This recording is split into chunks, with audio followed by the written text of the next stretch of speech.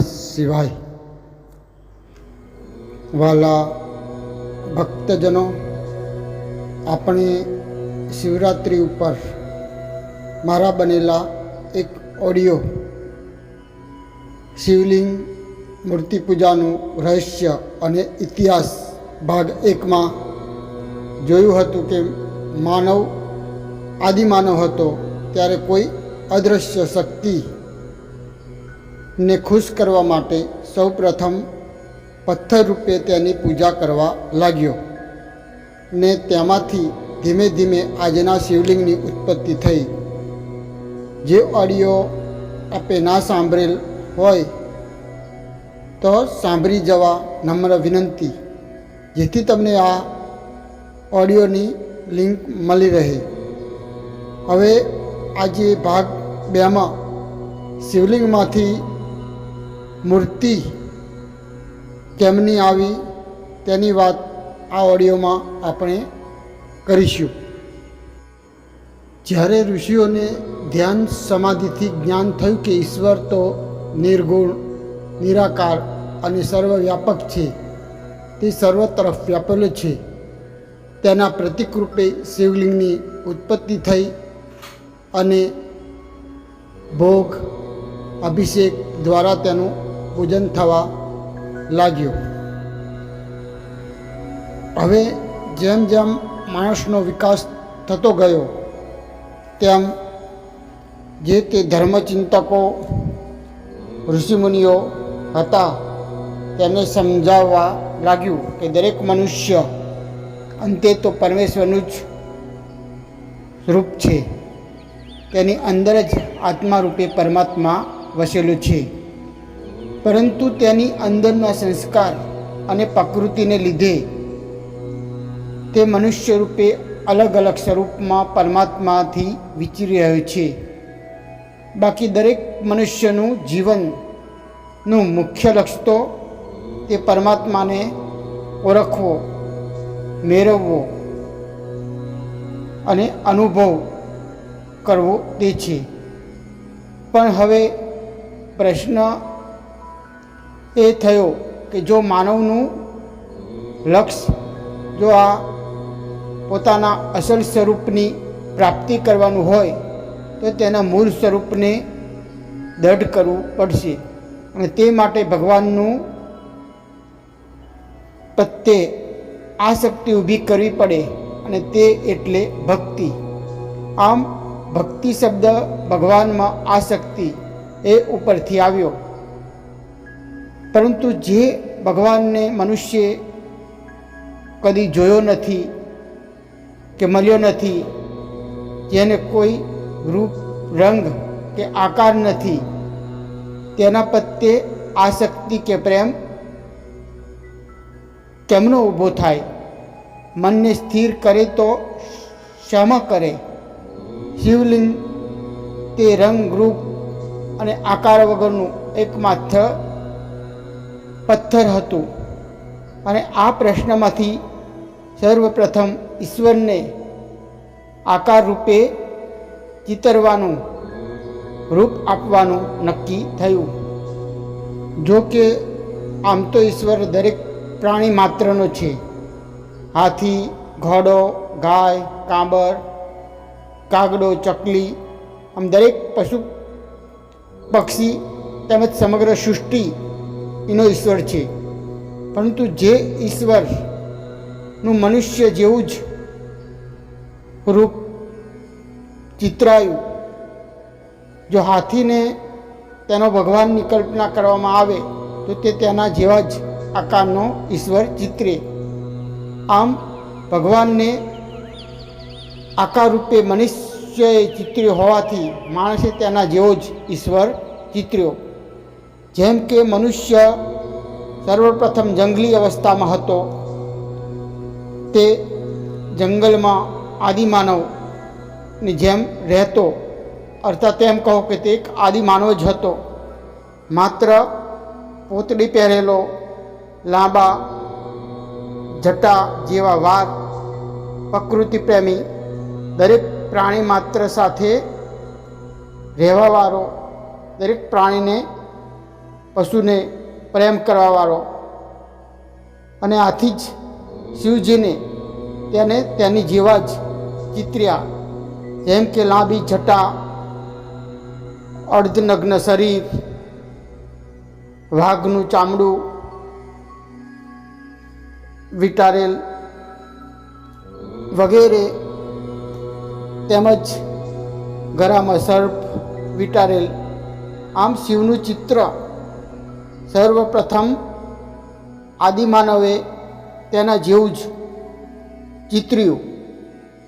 માણસ પ્રકૃતિની ગોદમાં, જંગલમાં, કબીલામાં વસવાટ કરતો ત્યારનું આ શિવનું ચિત્ર હોવું જોઈએ, કે શિવની કલ્પના હોવી જોઈએ. કેમ કે પહેલાં માણસ આ રીતનું રહેતો, તેથી તેને તેના જેવો જ ઈશ્વરને એટલે કે શિવને ચિત્ર્યા, કે શિવની મૂર્તિને આકાર આપ્યો.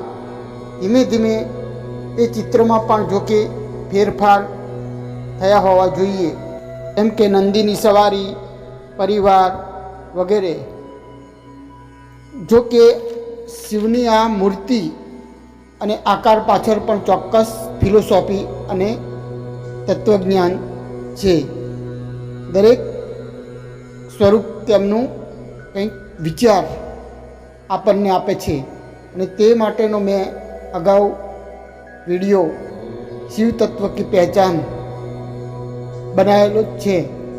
તે આપને એકવાર ઇન્ટરેસ્ટ હોય તો જોઈ જવા વિનંતી. ટૂંકમાં મારો કહેવાનો મતલબ કે સર્વપ્રથમ મૂર્તિની શરૂઆત અહીંથી થઈ.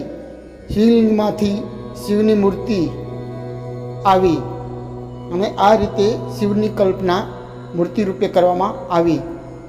આમ માણસ વર્ષોના વિકાસ પછી મૂર્તિ પૂજા તરફ વળ્યો. જો કે આજ સુધી તે શિવલિંગની તો પૂજા કરતો જ, પણ ધીમે ધીમે માણસને વિકાસ થતાં અને ધર્મચિંતકોને પણ સમજાવ્યું કે માણસ અલગ અલગ પ્રકૃતિ ધરાવે છે, સત્વ, રજ અને તામસ. માટે બધાને એક સરખો રસ ના હોય. જેમ કે દરેકની ખાવાની પસંદગી પણ અલગ અલગ હોય છે.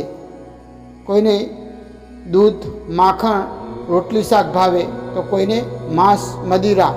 તે માણસની પસંદગીના ભગવાન હોવા જોઈએ.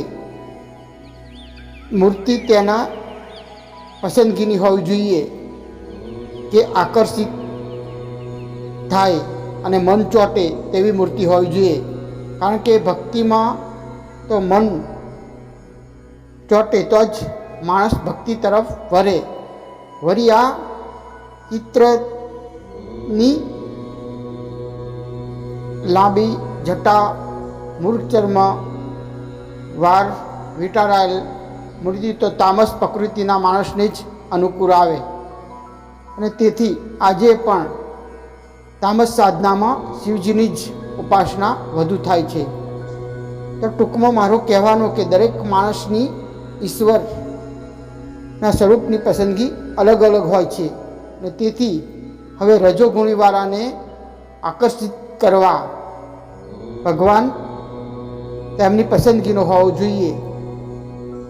જેમ કે રૂપારો, આભૂષણથી યુક્ત, નટખટ, અને તે કલ્પનામાંથી વિષ્ણુની મૂર્તિની કલ્પના આવી.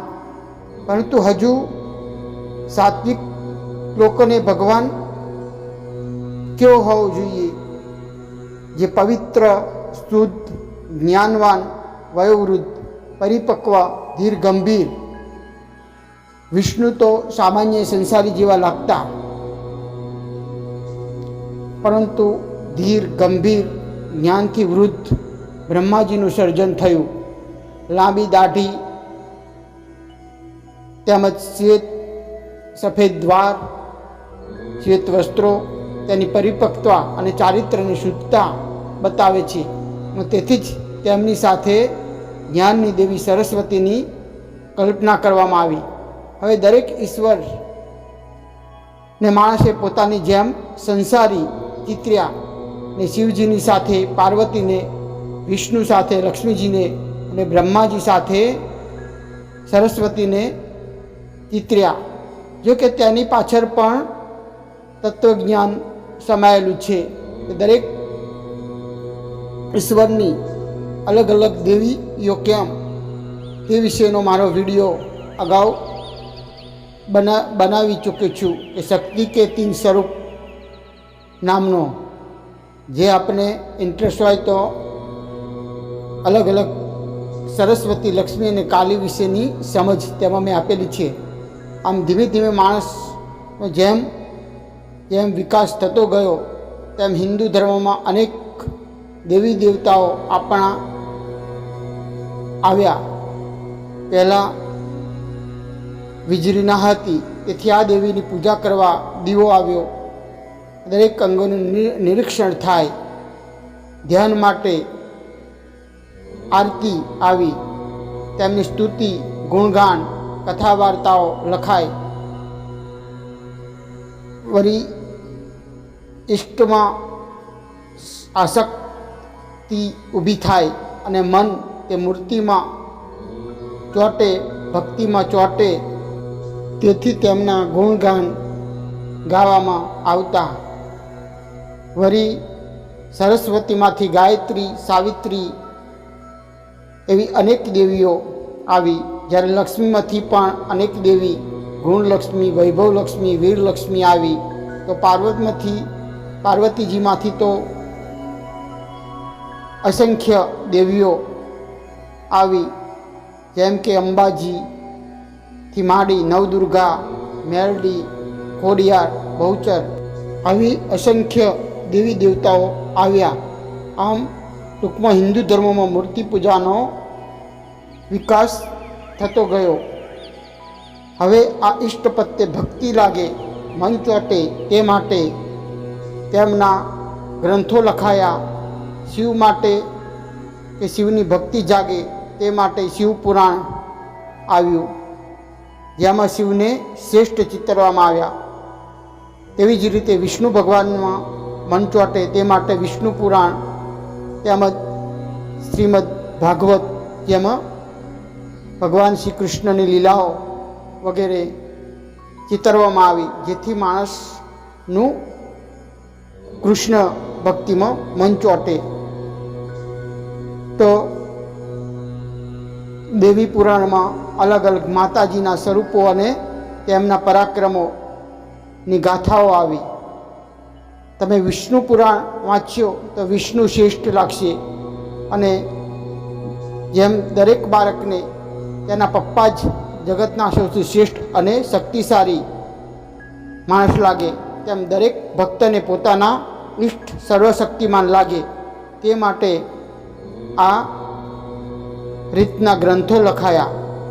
તમે શંકરના ભક્તને પૂછ્યો તો તે કહેશે શંકરના જેવા કોઈ મોટા દેવ નહીં. વિષ્ણુ ભગવાનના ભક્તને પૂછ્યો તો તે વિષ્ણુને મોટા ગણાવશે. કોઈ દેવી ભક્તને પૂછ્યો તો તે પોતાના દેવી અંબાજી, મેરડી કે રાધા કે ચંડી ચામુંડાને શ્રેષ્ઠ ગણાવશે. સર્વશક્તિમાન કહેશે અને તેમાં ખોટું પણ નથી. દરેક ભક્તને પોતાનું ઈષ્ટ જ સર્વશક્તિમાન લાગવા જોઈએ, તો જ તેમાં શ્રદ્ધા દૃઢ થાય. અને આ જ ભક્તિનું લક્ષણ છે. વળી સમયે સમયે અલગ અલગ ભગવાનની ઉપાસના દ્વારા માણસને ભક્તિ તરફ વાર્યો. જેમ કે હાલમાં શ્રાવણ માસમાં શિવજીની ઉપાસના આપી, તો ભાદરવો આવશે ત્યારે ગણપતિની ઉપાસના, વળી નવરાત્રિમાં માતાજીની ઉપાસના. આમ તે દ્વારા માણસને ભક્તિ તરફ વાળવામાં આવ્યો. દરેક માણસ પોતાની પ્રકૃતિ અનુસાર ભગવાનનું અલગ અલગ સ્વરૂપનું ખેંચાણ થાય અને ભક્તિ તરફ વળે. જેમ કોઈ એક સ્ટોરી કે ફિલ્મમાં તેના નાયકને શ્રેષ્ઠ બતાવવામાં આવે, તેવું છે. તો વહાલા શ્રોતાઓ, આપણો હિન્દુ ધર્મ અનેક વર્ષો જૂનો, પ્રાચીન તેમજ સનાતન છે. તેનો વિકાસ થતાં થતાં આ મુકામે પહોંચ્યો છે. જો કે તેમાં પાછલા વર્ષોમાં ઘણી ખોટી માન્યતા, વહેમ, અંધશ્રદ્ધા ઘર કરી ગયેલ છે. પરંતુ સાચી રીતે જો સમજવામાં અને જોવામાં આવે તો હિન્દુ ધર્મ જેવો વિશ્વમાં એક પણ શ્રેષ્ઠ ધર્મ નથી. કારણ કે જેમાં દરેકને ભક્તિની સ્વતંત્રતા આપી છે. તે પોતાની રુચિ અનુસાર ભગવાનની મૂર્તિ પસંદ કરી ભક્તિ કરી આત્મોદ્ધાર કરી શકે છે. આમ અલગ અલગ મૂર્તિઓ અને તેની પૂજા પાછળનું મુખ્ય ઉદ્દેશ તો એટલો જ કે તે દ્વારા વ્યક્તિ પોતાની રુચિ અનુસાર કોઈ પણ ઈષ્ટ કે મૂર્તિને પસંદ કરી તેની ભક્તિ કરી પોતાના જીવનનો ઉદ્ધાર કે પોતાનું મૂળ આત્મ સ્વરૂપ કે ઈશ્વર પ્રાપ્ત કરી શકે અને મનુષ્ય જીવન સફળ બનાવી શકે. તો આપણને મૂર્તિ પૂજા અને આપણા ધર્મનું જ્ઞાન હોવું જોઈએ, જેથી કોઈ આપણી મૂર્તિ પૂજા પર પ્રશ્ન ઉઠાવે તો આપણી આ ધર્મના અનુયાયી તરીકે આપણને તેનું જ્ઞાન હોવું જોઈએ. તો જ આપણે ઉત્તર આપી શકીશું. તો વહાલા ભક્તજનો, આપને આ ઓડિયો કેવો લાગ્યો તેમજ આ અંગે આપનો શું અભિપ્રાય છે તે ચોક્કસ જણાવશો. મેં મારી બુદ્ધિશક્તિ અને ઈશ્વરની દૃષ્ટિથી મૂર્તિ પૂજા અંગે આ 2 ભાગમાં ઇતિહાસ આપની સમક્ષ રજૂ કર્યો, જે અનેક અનુમાનો તેમજ આધારથી આપની સમક્ષ આ મૂકેલ છે. તો આપને પસંદ આવ્યો હોય તો આપ મારા આ ઓડિયોને લાઈક, શેર કરશો તેમજ મારી આ ચેનલને સબસ્ક્રાઈબ કરશો, જેથી દરેક સુધી આપણા ધર્મ અને સંસ્કૃતિનું સાચું જ્ઞાન પહોંચી શકે. તે સાથે આપ સર્વને મારા જય શ્રી કૃષ્ણ. ઓમ નમઃ શિવાય.